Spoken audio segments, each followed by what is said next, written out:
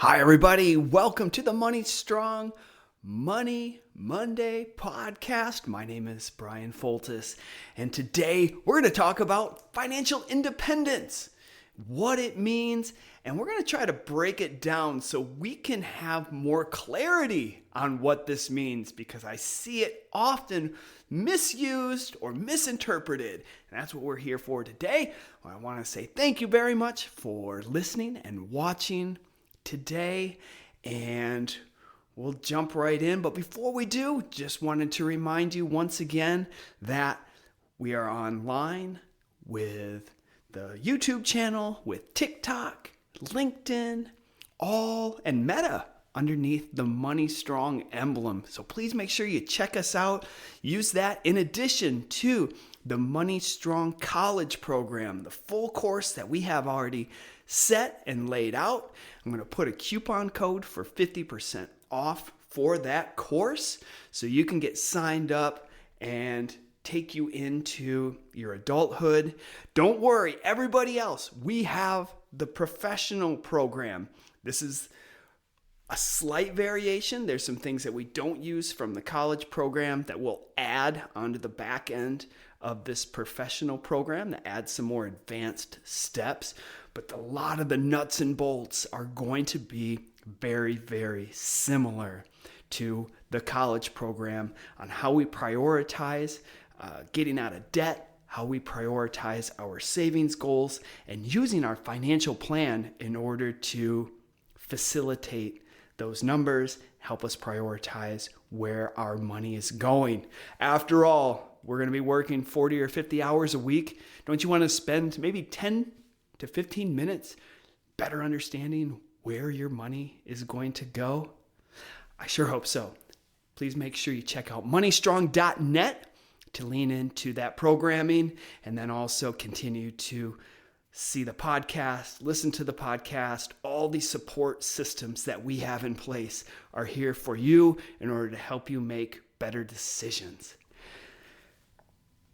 Today, as I said, we're going to be talking about financial independence. And I have 4 levels. Levels. 4 levels of financial independence that we're going to be talking about.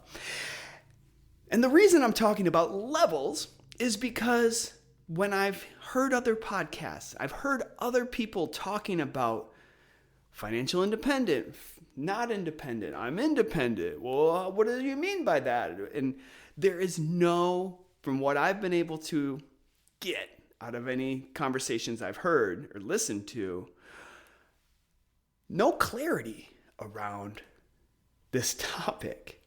And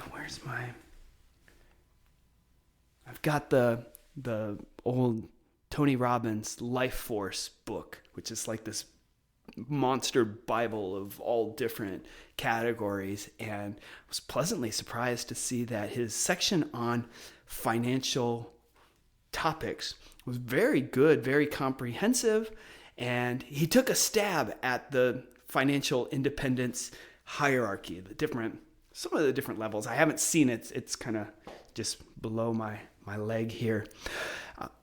But as I was listening to this conversation, I was in the car, driving up to Michigan, and my high school basketball coach just finished his almost 38th, 39th year as his last game. And I was driving up listening to this, and I just texted myself because it started fitting in my head.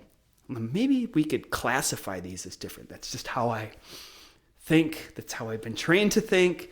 We want to think in frameworks, and then we try to explain these frameworks in order to help people untangle complicated topics.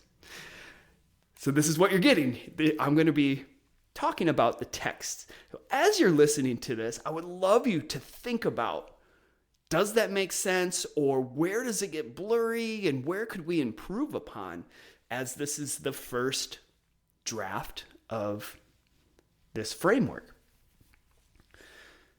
That means we've got 4, so hang on with me. Level 1 level of financial independence is ground level, starting line. Everybody who is working to get out of debt, working to build up their flexibility fund. So that's a lot of people, and that is not very financially independent. My pushback on that, we have to get that foundation set before we build into levels 2, 3, and 4. But I want us to be able to speak in a similar language. Hey, where are you at in the financial independence level conversation? Well, I'm on level 1, working to get out of debt. Based on my financial plan, I'm going to be about 1 year out from getting out of debt and having my flexibility fund set, which is 3 to 6 months worth of expenses. And then once that foundation is set, I get to move to level 2. There is all sorts of support and encouragement, motivation for somebody who's sitting in level 1 on their financial independence track. We've all been there on our track, trying to work out of debt, trying to build that first 3 to 6 months of expenses, and it all starts there. Very easily, that is level 1 out of 4 for the financial independence track. Number 2, this is now the process of building passive income and building wealth. So this is where a lot of us are before we reach our final destination of financial independence. Once again, starting level 1, actively moving into true financial independence is level 2. And this is where we are working on building our assets, our portfolios to generate passive income. And we talked last week about passive income. I asked you to remember it, but just in case you missed it, this passive income conversation is income that's generated while you sleep. Whether or not you have assets, for instance, real estate, that are generating income for you while you sleep. Maybe you have to do some passive income or semi-passive income where you have to help with collections or clog toilets from time to time. But in general, it is generating income while it's passive. Often overlooked are stocks that can generate dividend income, or you can get some capital gains that could be converted later into passive income. So let's not forget there's a number of different ways that we can increase our wealth and increase our passive income. But level 2 is the act of generating that. I'm in level 2, and that's what I'm actively pursuing, figuring out ways to build streams of passive income. MoneyStrong.net, buy the program, half off. That is passive income for me. It's my particular area, especially because I love to teach. I love to present. I love to help individuals. There's an active component, so I've got to really make sure my energy stays high and up because there's a lot on me in my line of work, both in the classroom, that's my active income, but then also into my Money Strong programming as well. But again, number of different ways that passive income can look, but ultimately we're building that up in order to reach that final hurdle. So the difference between level 2 and level 3 is that moment when our passive income outweighs our expenses. Now, passive income finally outweighs our expenses. Or another way to look at this, if you are building assets other ways, you can usually convert this. And again, there's a lot of debate on which rule to use, but a conservative measure would be 4%. And so if you have $1 million in stocks or in assets, quickly do the math and go, oh, my passive income could possibly be $40,000, even if my stocks aren't generating all of those dividends per year. It's a quick calculation, but ultimately you cross over that threshold between working towards financial independence and level 3 independence, where you can say, my passive income, or the conversion rate, my passive income, is greater than my expenses.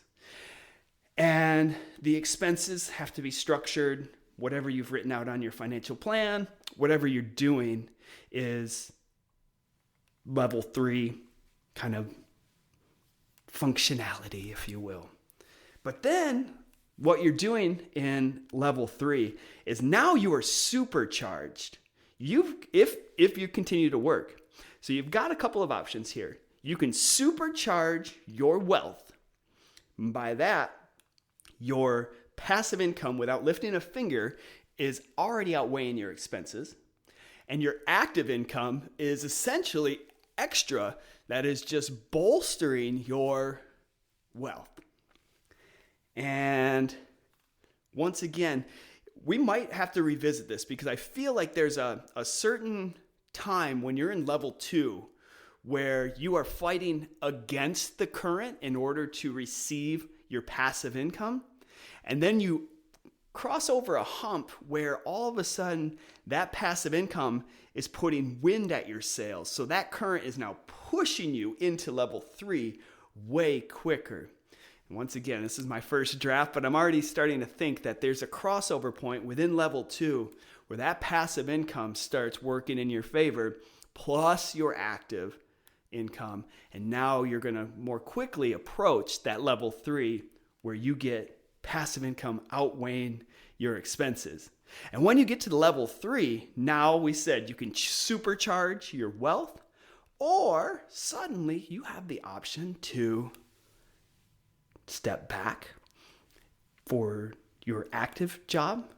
And once again, I think humbly that if you are not happy in your job, level 3 is your chance to move out, to just cold turkey pivot out. And we only live once. It's very short. Time goes by faster and faster as our years move on. To do something that we don't like is ultimately why we work to get independence, so we can not have to do that. And I would encourage you to take that bold step, get out of that life, and watch what happens to your life, your purpose, and your happiness once that takes place. Level 3, though, man, that's green light to move out. And I've heard a lot of people who are millionaires and said, I'm going to continue to work for 6 or 8 more years so I can do this. And they're counting down the days. I go, do you really like what you're doing? What are we doing this for? And this kind of goes back to our behavioral concept of hedonic adaptation, where if we just keep thinking we're going to get to this point and then we'll be happy, the goalposts move once we get there. We'll have like a small sense of fulfillment for like a second, and then it flees. That's my encouragement. If you're not happy, man, that's why we're doing finances for it. It's going to either help us live the life that we want to have and what we want to live, or it's going to get in our way. And there's no particular number around that, but in general, that's what we're here for. That's what I try to get out to other people. It's not a number. It's aligning your life that is going to give you happiness, purpose, and fulfillment. So you're in level 3. This is awesome. You are financially independent. You're independent. You don't have to work. Your passive income does everything for you. I made up level 4 because level 4 is kind of the FU money. When you kind of realize that if you have your passive income, yes, that's awesome. You don't have to lift a finger, but you're also living within the confines of the constraints of your budget that you made. So there's some particular limits on how much you might be able to spend, because your passive income, although it's greater than those expensive, definitely has some of those limits. When you get to level 4, that's when you have the flexibility of I can literally do whatever I want with this passive income or whatever passive income conversion. So if you have $10 million in a business or in stocks, just using that 4% rule, going, I've got passive income for about $400,000 to $500,000 rolling in. And that, in my world, is well above the monthly budget that my family has set. And so that provides a whole different level of financial independence, flexibility, essentially doing whatever I want financially. Now, of course, there's always a ceiling. There's a limit to everything. But when your passive income outweighs your expenses on a multiple level, well, I would consider that level 4. So, what do you think? This is usually when I ask the class, is that clear as day? Clear as mud? Does it help the conversation? Because I would love to be able to have somebody interviewing, conversation saying, hey, on your way to financial independence, we're working towards these goals. Which level are you on? Let's talk about that. Let's articulate that. Level 1, level 2, level 3. And now that it's defined, it just makes for a simpler explanation instead of what I'm hearing on some of these interviews where they're just back and forth and can't articulate what it is, and thus they can't say whether they're independent or not. So that is my piece. What do you think? Please let me know. If you've made it this far, thank you for listening and for watching. Make sure you subscribe and like. Yes, this podcast is growing in numbers, and it's because you are liking and commenting and subscribing to this podcast, to this programming. And if you haven't found us yet online, let us be a part of, even if it's a small one, of your financial world. And you can lean into our support system through LinkedIn, Money Strong, on TikTok. I won't dance. I promised before I won't dance. On TikTok, and then on the Meta platform, Facebook, for all of us old school individuals. So thanks again for listening and for watching. Hope you have a wonderful rest of your day, and we'll see you on that next episode. Bye-bye.